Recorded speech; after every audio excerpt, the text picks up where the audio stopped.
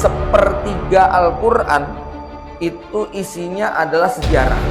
75% sejarah dan kisah itu semua bercerita di Palestina. Maka pasti ini mengandung sebuah pesan yang sangat mendalam. Berbicara tentang Palestina, maka ini bukan sekedar berbicara konflik perebutan wilayah.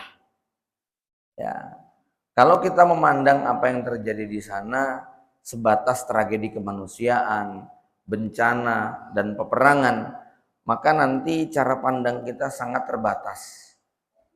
Namun mari kita lihat bagaimana Allah dan Rasul-Nya memberikan pandangan dan penilaian, sehingga Palestina bukan berbicara tentang apa yang terjadi sekarang, tapi ini berbicara tentang sejarah masa silam dan janji akhir zaman yang disebutkan di dalam banyak riwayat.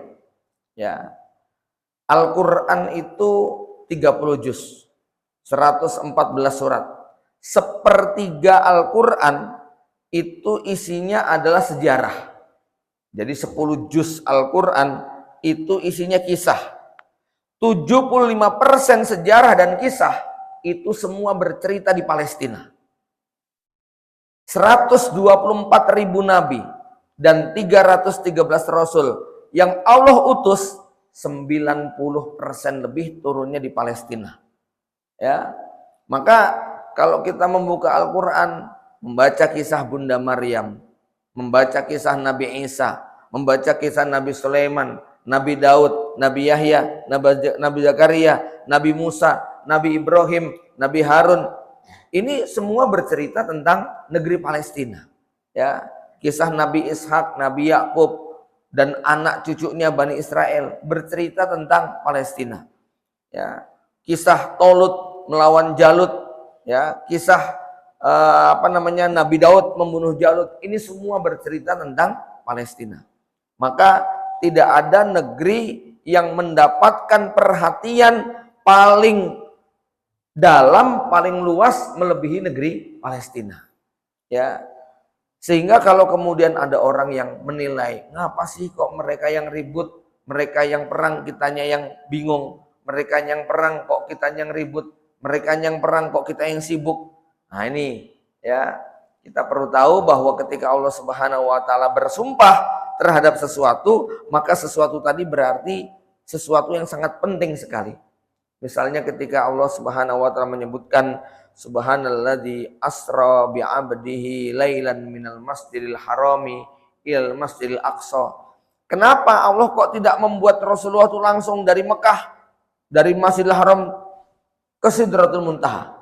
Kenapa mendadak dilewatkan Masjidil Aqsa dulu? Ini ya. Maka pasti ini mengandung sebuah pesan yang sangat mendalam. Allah berfirman, a'udzubillahi minasyaitonir rajim, wattini wazzaitun wa turi sinina wa hadzal baladil amin. 3 negeri ini disebut sebagai objek sumpah. Wattin, demi buah tin. Buah tin itu apa? Buah tin itu dalam tafsir artinya negeri Suriah.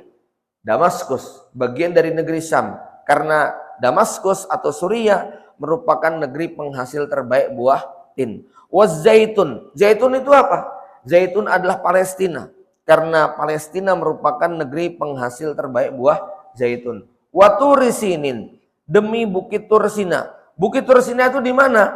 Walaupun secara geografis itu masuk wilayah negeri Mesir, Afrika, tetapi secara politis dia lebih dekat ke wilayah negeri Syam karena memang berada di sebelahnya Palestina.